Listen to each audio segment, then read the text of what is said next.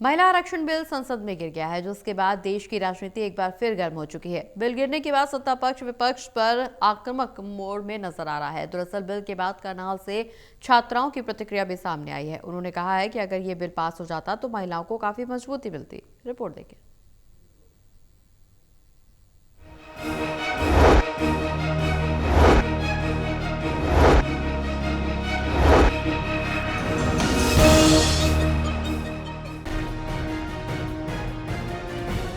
महिला आरक्षण बिल संसद में गिर गया, जिसके बाद देश की राजनीति भी गर्मा चुकी है।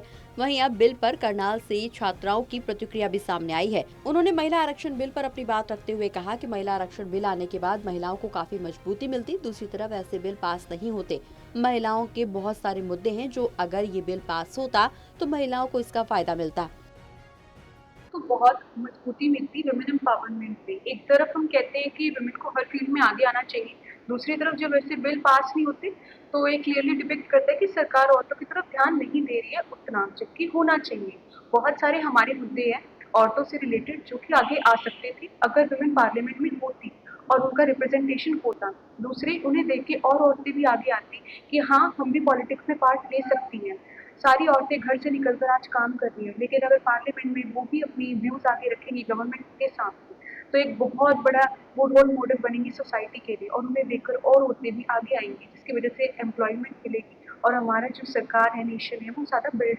Pass this bill, we need to make sure that every women have their equal rights and they have freedom of speech, and we can say like in the democratic country we say that liberty, we can say liberty, everyone have the liberty to speak and freedom. So 50% needs to be to women so that women can come forward and fight for their like fight for their rights and do their jobs and like become an independent woman.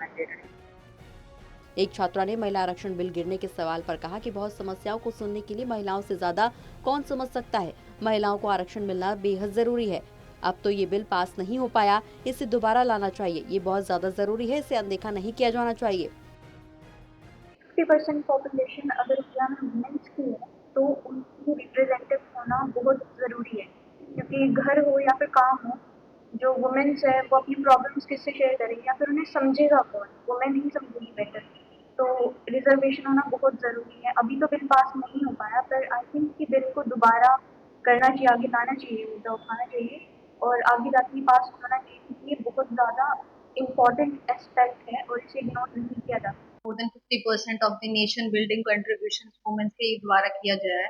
तो अगर ये bill pass होता तो उनके लिए और grateful होता और हमारी और वुमेन रिप्रेजेंटेशन पावर में और हेल्प करता। क्योंकि वुमेन अपनी बात अपनी एक रिप्रेजेंटेटिव के थ्रू रख पाती, तो it would have been more helpful and grateful. फिलहाल महिला आरक्षण बिल गिरने के बाद बीजेपी जहां विपक्ष को घेरते हुए नजर आ रही है, वहीं विपक्ष के नेता भी बीजेपी पर गलत तरीके से बिल लाने की बात कह रहे हैं। विपक्ष का कहना है कि 2023 विधेयक वाला महिला आरक्षण बिल लाना चाहिए था। हम महिला आरक्षण बिल के खिलाफ नहीं है, गलत तरीके से जो बिल लाया जा रहा था उसके खिलाफ है। बहरहाल राजनीति इस वक्त गर्म है। आने वाले दिनों में पता चल सकेगा कि आखिर क्या कुछ निकल कर के सामने आता है। टोटल टीवी के लिए करनाल से कमलदीप की रिपोर्ट।